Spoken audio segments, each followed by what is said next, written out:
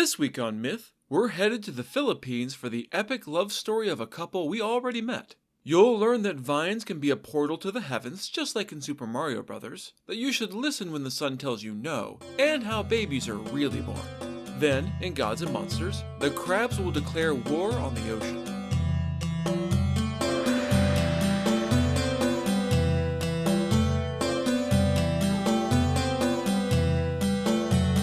This is the Myths Your Teacher Hated podcast, where I tell the stories of cultures from around the world in all of their original, bloody, uncensored glory. Modern tellings of these stories have become dry and dusty, but I'll be trying to breathe new life into them. This is episode 165, Beauty Like the Sun. As always, this episode is not safe for work. We actually met the subject of today's story way back in episode 50, where Apanabolanayan and Apanatolao were the parents of the protagonist Dumalawi. Today, we're going to roll it on back and see how the couple first met. And if you remember anything about that story, then you know that this is going to get real weird, but in a good way. We're pulling this story from Philippine folk tales collected from the Tinguin people by Mabel Cook Cole in 1916. Long ago, there lived a young woman named Apanabolanayan, who was widely considered to be one of the most beautiful women around. On this particular day, she and her sister-in-law had gone out into the woods to gather greens for their evening meal. They walked out to where the siksik grew, a climbing vine with tasty tender leaves that was popular in Tinguin cuisine, and began searching the underbrush for the elusive vine. Apanabolanayan struck Pedro first. With a cry of triumph, she began plucking the leaves off her discovery. Or, more accurately, she tried to pluck them. It was strange, but no matter how hard she pulled, the leaves just wouldn't seem to come free of the tenacious vine. She pulled with all her might. Instead, she was shocked to feel the vine pull right back, yanking her close enough for it to wrap her up in a verdant embrace and carry the shocked young woman up into the air. Apanabolanayan was too shocked to let out more than a quiet squeak as she rocketed through the sky for an unknowable amount of time. Finally, the vine deposited her safely beneath a great tree far from where she had started. Most of that distance was vertical for, you see, this tree grew in the sky. I'm picturing this all growing out of a vast spread of clouds, which would be an incredible view, but also an unbelievably disturbing one. Apanabolanayan was so shocked at finding herself in the sky, in fact, that she spent a good long while just sitting where she had been dropped and clutching the tree so that she didn't fall through the cloudy ground. It wasn't until she heard the crowing of a rooster that the young woman decided that maybe it was safe to walk around. If other critters were up here in this airy landscape, then it must be relatively stable. Apanabolanayan headed out in the direction of the cock-a-doodle-doo and soon came across a beautiful shimmering spring, surrounded by tall betel nut trees whose tops appeared to be made of solid gold. As she got closer, she saw that the sand around the spring was made of exquisite beads, carved from rare gems, and the place where the women would traditionally set their jars down when filling them with water was a large golden plate. The beauty of this impossible sight was breathtaking, and Apanabolanayan spent a while taking it in before catching sight of a small house nearby. Caution gripped her heart at that. Something this exquisite and expensive had to belong to someone important and powerful, and she was afraid of being caught somewhere she wasn't supposed to be. Someone this powerful likely wouldn't care that her trespassing was a result of an herbaceous accident. There was no way back to terra firma as far as she could tell, so Apanabolanayan finally settled on climbing one of the betel nut trees to hide. Her instincts proved good. This was indeed the home of no less an august personage than the sun himself, Iniinit. Of course, being the literal incarnation of the sun, Iniinit was never home during daylight hours. You know, because he was out being the fucking sun, delivering light and warmth to all the grateful inhabitants of the world below. Only at the close of day, when Big Star clocked in and took the sun's place in the sky, did Iniinit return home. He would sleep while it was dark and then arise again before dawn to go back to work. Because of course dawn can't actually happen without the sun. From her hiding place atop the betel nut tree, Apanabolanayan saw Iniinit return home after dark. She also saw when he left again before first light. When she could no longer see his illumination in the cloud forest, Apanabolanayan slunk down from her trees as quietly as she could. It had been a full day since she had last eaten, so the young woman was ravenous. Having thus far seen nothing that she could actually eat, she decided to commit a little B&E and crept into Iniinit's house. Inside, she found actual food, so she cooked herself a meal of rice. She also set a pot of water to boiling, then dropped in a stick, which immediately transformed into a fish. It was a tasty and filling meal, leaving Apanabolanayan quite content when she was finished. No longer starving, her long night spent crouching in the top of the tree was catching up to her. And so, like that popular European juvenile delinquent Goldilocks, Apanabolanayan lay down in Ini in its bed and went to sleep. Ini Init returned to his little house in late afternoon, by which I think the story means the twilight after sunset. Work was done for the day, which meant he had some time to fish for dinner in the river near his house. He sat on the bank cleaning his catch when he noticed that the area where his home lay was shining strangely bright in the dimness. Looking up, it seemed like his house was ablaze, so Ini Init rushed over to put out the flames.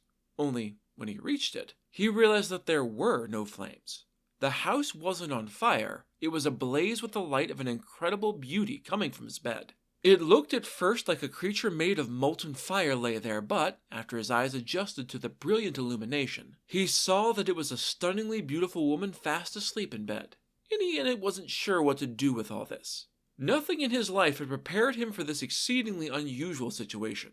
After weighing his options, the son decided to err on the side of kindness and generosity. He went into the kitchen and began to prepare a meal for two instead of his usual solo affair, planning to invite this breathtaking creature to dine with him.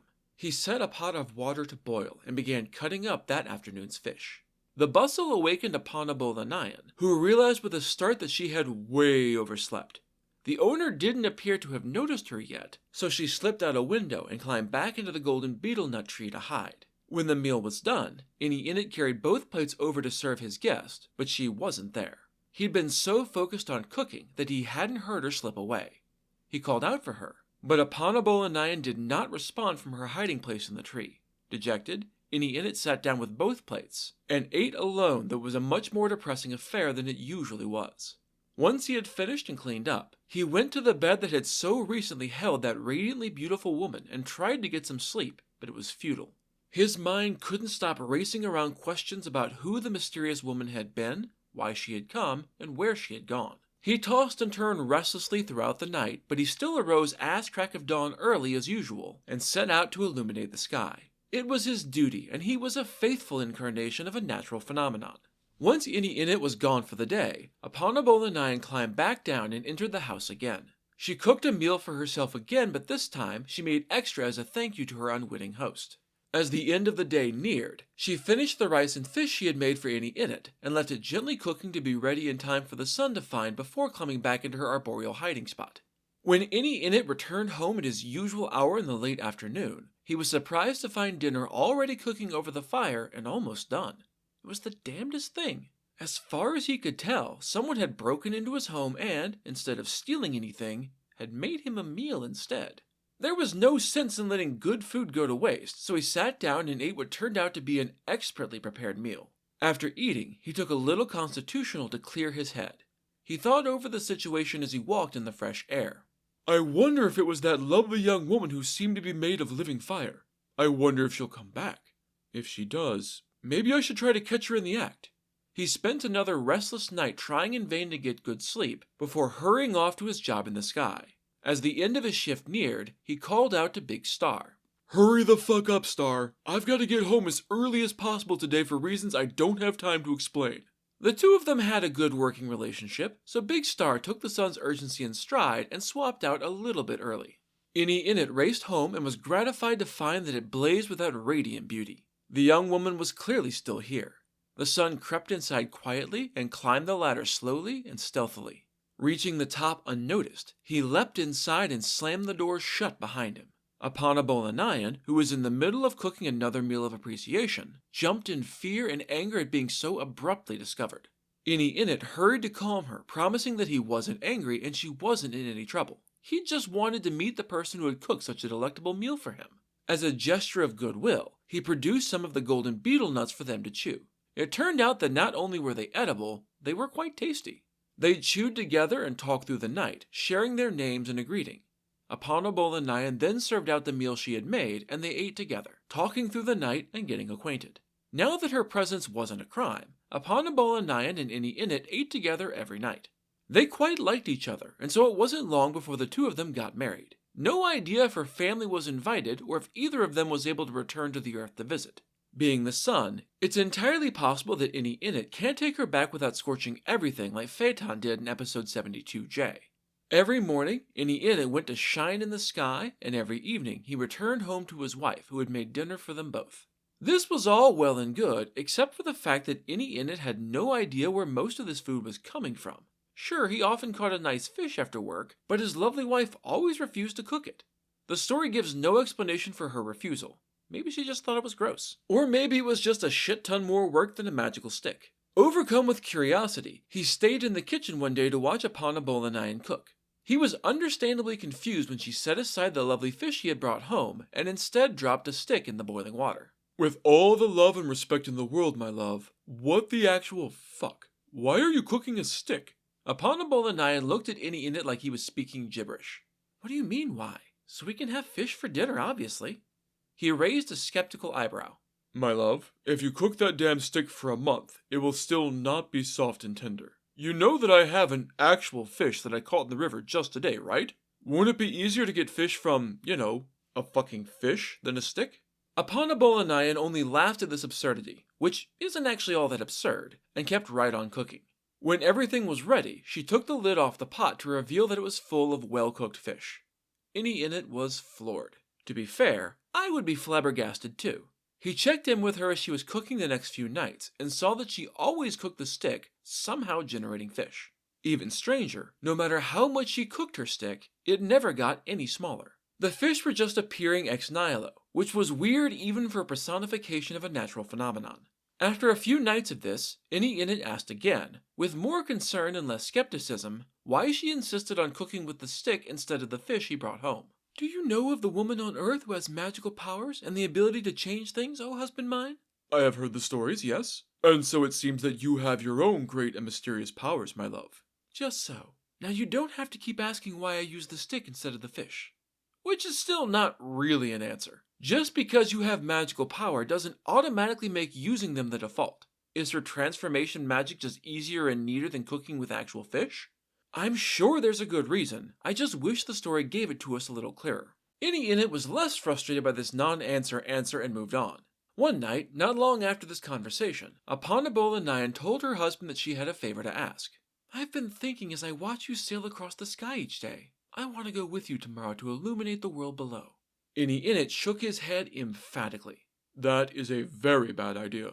It is incredibly hot up there when the sun is going full blast. You won't be able to withstand the heat. His wife was not so easily swayed. It'll be fine. We'll bring along a bunch of blankets and pillows. When it starts to get too hot, I'll crawl under them and hide from the heat. That will help, sure, but I doubt very much that this woman has blankets thick enough to protect her from the naked fucking sun. Ini had the same concerns and continued to beg his wife to change her mind. He hadn't made any ill-conceived oaths like Helios did, but he couldn't bring himself to deny his wife anything she wanted. The next morning, unable to convince her, he relented and brought her along on his trek across the sky. Together, they headed down into the distant east, bringing with them the light of dawn. They moved up and towards the west, the heat rising as they went. As they reached noon and the peak of the sky, it became so hot that Apanabolanayan melted clean away and became oil. Turns out that the blankets were not in fact enough to protect her. Depressed, Ini drained the oil remnants of his wife into a bottle, wrapped it up in the blankets and pillows, and then dropped the bundle down to the earth below. It crashed into the ground with a massive thud, not far from the town where Apanabolanayan had lived until accidentally getting sucked up into the sky. A young woman from said town was at the spring drawing water when she heard the bundle land nearby. Unrolling the bundle of exquisitely crafted and beautiful blankets, she found inside the most beautiful woman she had ever seen in her life. Apparently, Apanabolanayan somehow oozed out of the bottle and re-solidified during the fall, but also somehow avoided any injuries. I'm just gonna chalk it up to more unspecified magic powers. Terrified by this clearly supernatural event, the young woman raced back to town and called everyone together to tell the story. They all hastened over to the spring. Apanabolanayan's father was shocked and thrilled to recognize his missing daughter, whom everyone had been searching for near and far since she'd vanished so abruptly. Where have you been, Apanabolanayan? We've searched the entire world for you and could not find any trace. I was being held prisoner by enemies of our people over in Pindayan. I finally made my escape last night while they were asleep and came home.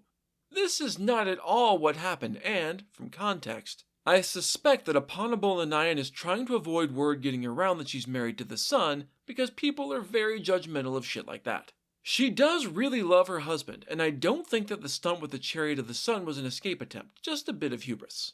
The whole town was overjoyed when they realized that the missing Apanabolanayan had returned to them safe and sound. It was quickly decided that, at the next full moon, they would perform a ceremony in honor of the spirits with sacrifices and much singing and dancing.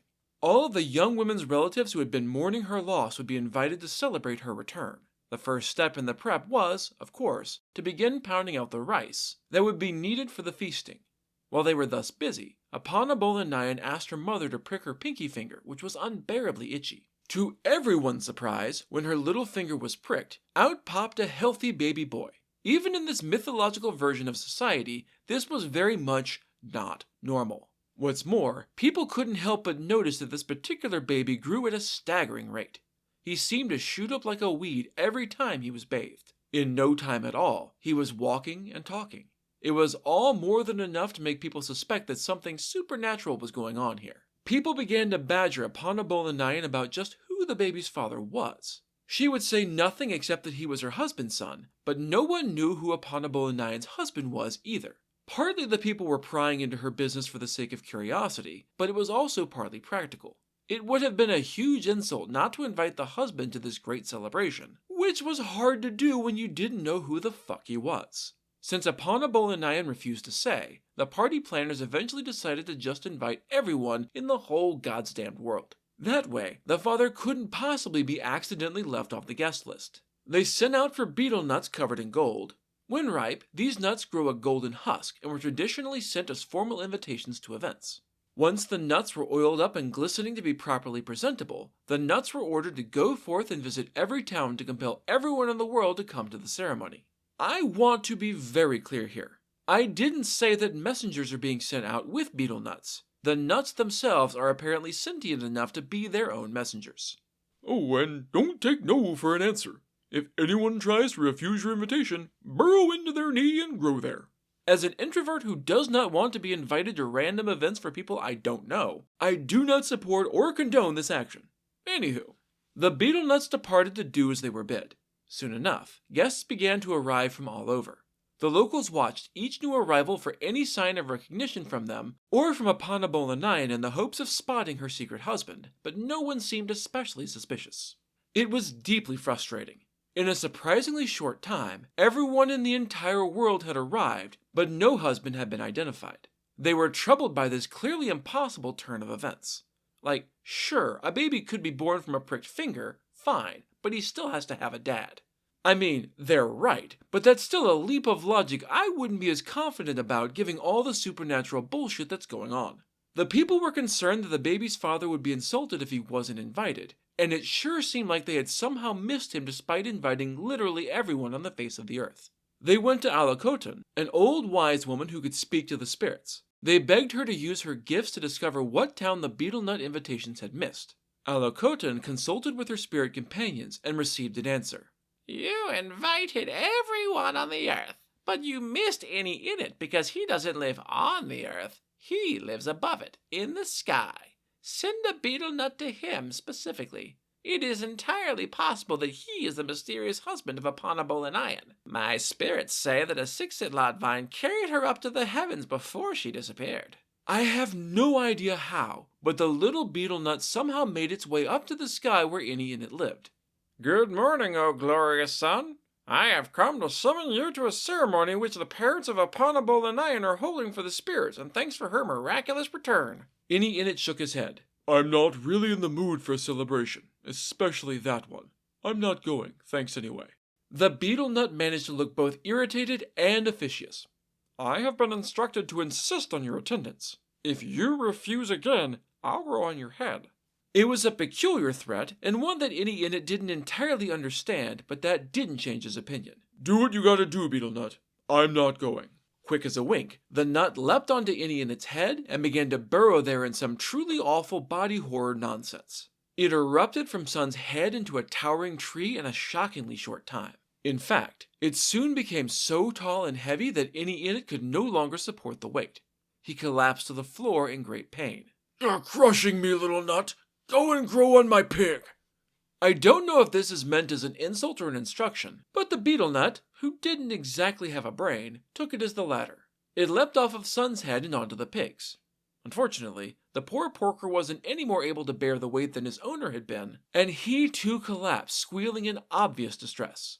Upset at accidentally hurting his pig, Innie Innit relented. Fine. Leave my pig alone and I'll go to this stupid celebration. Thus it was that Innie Innit came to the ceremony, the last to arrive. As soon as Apanabolanayan and the little baby saw him enter, they both smiled broadly and hurried over to greet him. It was obvious to anyone watching, which was the entire village, that here at last was Apanabolanayan's secret husband. The locals all lined up excitedly to meet him after he was done greeting his wife and child. As he finally approached, however, they noticed that he didn't walk so much as wobble. In fact, he was actually quite round and not man-shaped at all. As he stopped beside them, the people realized that Apanabolanayan's husband was not a man, but a round stone. What the actual fuck, Apanabolanayan? You married a rock? A fucking rock? Give us your beads and your good clothes and get the fuck out of town. You can wear rags from now on and go live with your weird little rock family. For context, it was customary for a Tingwin woman's arms to always be covered in beads, layered strand above strand, except when she was in mourning. Them being stripped from her now is a sign of her being expelled from society. This is why she kept her husband's identity a secret for so long. Resigned, Apanabolanayan did so.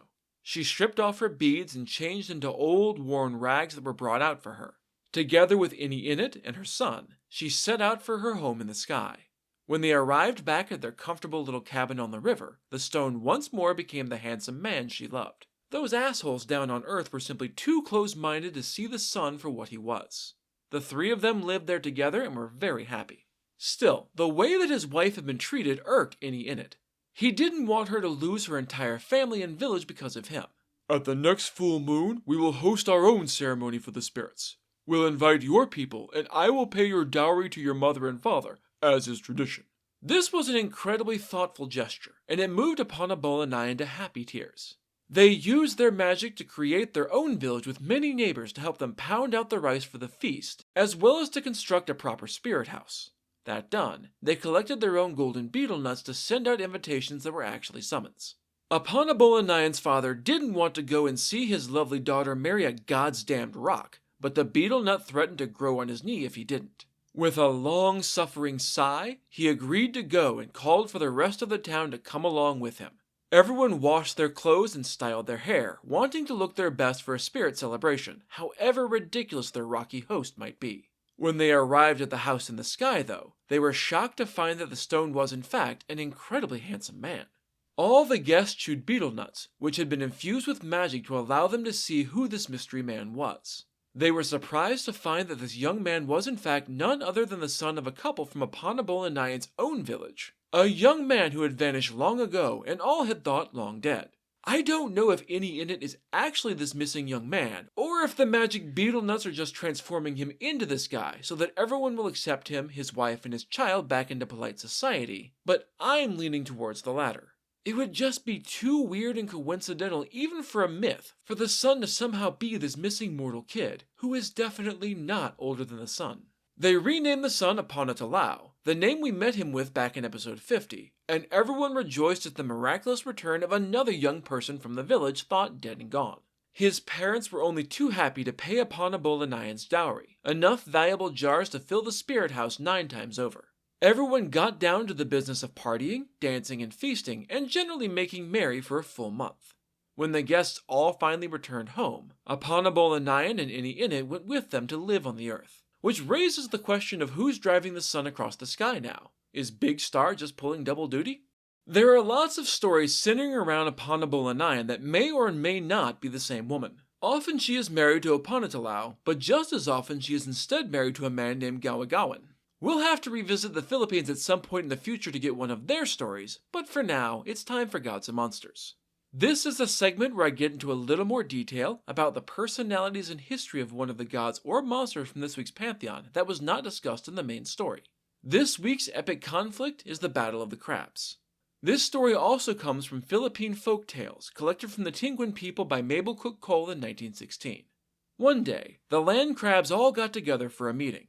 I don't know if this is a regular occurrence or if one of the crabs called a beach roommate meeting, so pick your favorite option. I lean towards the latter because there seems to be one specific topic to be discussed. What can we do about the waves, y'all? They sing so proudly and so insistently that we can't possibly get any sleep. They debated several options amongst themselves until one of the largest and oldest crabs scuttled forward. I think we should declare war on them. This was met with general cheering, so it was thus decided to wage war on the waves. The very next day, all of the male crabs gathered on the beach and mustered for war. Mostly, this meant showing off their big battle claws to each other, but hey, there's something to be said for a little pre-war pep talk, I guess. They assembled in rough battle lines and, more or less as one, they scuttled forward to engage their foe. Only, they were interrupted in their charge by a shrimp who was in the way. Hey there, crab buddies. What you doing? Looks awful important. The crabs all puffed themselves up and showed off their claws again. We're marching to war, Comrade Shrimp. The waves are simply too loud all the time and it makes it impossible to get a good day's sleep. The story actually says night, but since most crabs are nocturnal, I've decided to swap it up for funsies. Anyway, the little shrimp just stared at the assembled crabs with unblinking eyes. I mean, shrimp eyes never really blink anyway, but even if they could have, they wouldn't have. That's how incredulous this little shrimp was. I don't think that's gonna be a very effective strategy. The waves are very large and very strong, whereas you all are so very puny and your legs are so weak and spindly. Hell, they can barely support you when you walk. Those chicken legs bend almost to the ground trying to hold your bodies up. Good luck with this nonsense, I guess. Chortling to himself, the shrimp scurried off. Well, he tried to. The crabs were feeling very crabby indeed at this little shrimp doubting their battle prowess. They surrounded him, cutting off his escape, and began pinching him with their claws until he promised to join the crab army and help them defeat the waves. Tiny the crabs might be compared to the ocean, but they were still plenty big to fuck up a mouthy shrimp. He quickly relented and joined what he was sure was a futile effort to quiet the waves. It was better than getting pinched. The now slightly larger army continued their scuttle towards the foe. As they went, though, they couldn't help but notice that their new comrade shrimp looked silly as shit. His eyes were set completely different from their own, making him look in a completely different direction as they advanced. Clearly he was built wrong. Crab physiology was obviously superior. Comrade Shrimp, your face is turned the wrong way. How are you going to see the enemy? And even if you do see them, how are you going to fight? You don't have big claws like us, so what are you going to fight with? The shrimp sighed deeply.